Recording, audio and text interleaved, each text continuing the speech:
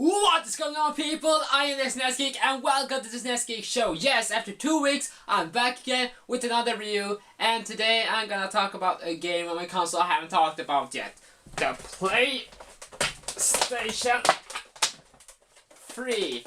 Ever since the inception of the PlayStation 3 in 2006 in North America and 2007 in Europe, the world has been treated to HD gaming.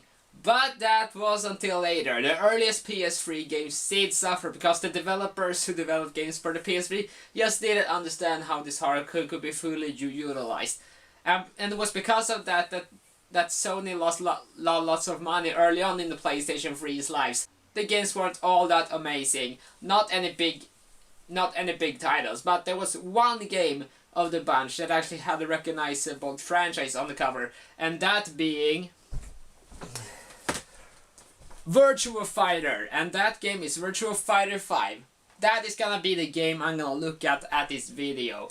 It was actually a game that at least gave us a little hint of what could be the next generation. But enough about me talking about it. Now it's time to review it. Okay, so after you have booted up the game, you're getting to the main menu, and there are 7 modes to choose from. It's only really the first 3 modes that actually matters. Most of the others is pretty much optional.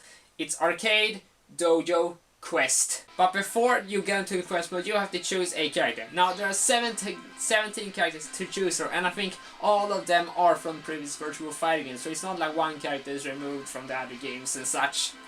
And each fighter does, thankfully, aside from its look, does have a different fighting style. No, I'm not a fighting game expert, so I don't know too much of what differs these fighting styles. But because she looks cool and because I was familiar with her, I'm gonna be using my own character. So most of the game is kept on this map screen. You advance through these different tents and places with the D-pad, and different tents means different difficulties. So I decided to this review to go for the standard easiest difficulty, because I want you guys to see as much of the game as possible. And then when you're at the loading screen, you will see your character and the opponent you're fighting against. Now, what's cool about this is that each character has a name tag as well as a phrase. The thing is, this game is not online. No. Sega added this themselves. This was added by Sega themselves. Okay, so now we're finally at time to battle. You get the short intro sequence before it begins.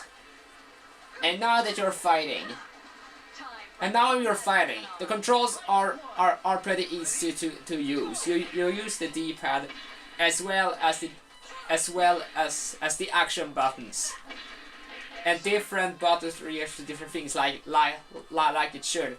And much like most fighting games, you can change the different combos to make your overall performance strong. And thankfully, on the lower difficulties, this is actually something I would recommend, since while it can take a short time to actually learn the controls, it can take a time before you actually master these controls. And to be honest, I actually went with easy throughout the recording of this review, simply because I wanted to get the most of this review.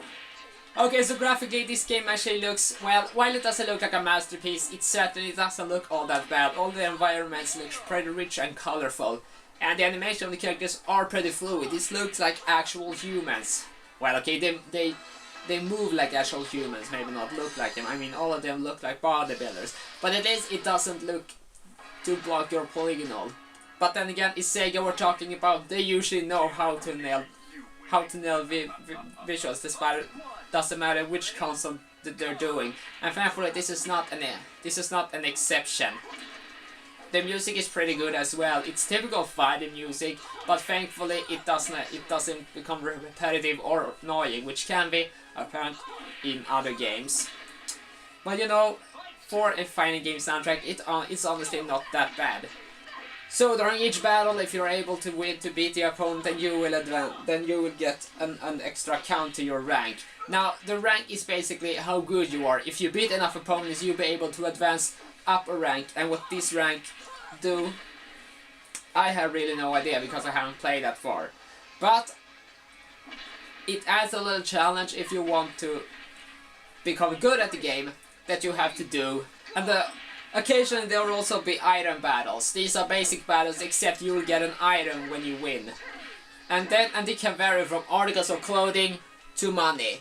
You don't really know what you get when you win. It's really as a gamble if it's a good idea or not.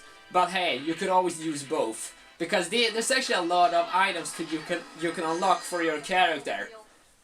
And each and every character has its own item and its own menu. It's not like every character shares all the clothings.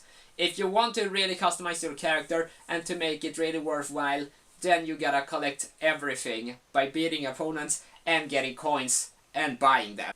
And at times you will be presented with a screen which says that you can compete in a tournament. Now this will happen at random. You don't really know when it's gonna happen. So I was actually playing through this game quite a bit before I actually got to get to do a tournament. As the tournament itself, well, like I said, it's random when it happened, and the difficulty is random as well. You can get thrown into a big tournament with super tough opponents from the start, or you can get put into a slightly smaller tournament with lesser opponents. You can't really decide which one is gonna be, which can be off-putting if you just wanna do standard fighting. But then again, the arcade mode is the way you should go if you just want to fight continuously continuously. Now one thing I really do like about these battles is that when you're entering the loading screen, you will see a percentage that your opponent how many percentage of battles your opponent has won, and you have won as well, but also lost. So that means if you do like 10 battles and no losses, you are of course 100% winning streak. However, if you lose, then loss number will increase. So that means that if you're just a very skilled opponent, if you're just a very skilled player right from the start, you will be able to keep your percentage as high as possible. But of course, if you lose a match, you lose percentage, but then you have to keep on winning. However, I do believe that you cannot achieve 100% a 100% winning streak after you've lost your first one, since that is 100. So yeah, that was what I wanted to show you about Virtua Fighter 5. In the end, it is a pretty good fighting game, and it's definitely one I would recommend if you like fighting games. Yeah, sure, it's not very hardcore like a lot of other fighting games, but then again, this is made for casuals and it has an arcade style. It's easy to pick up and play, but difficult to master. But that should be the tagline for every fighting game out there.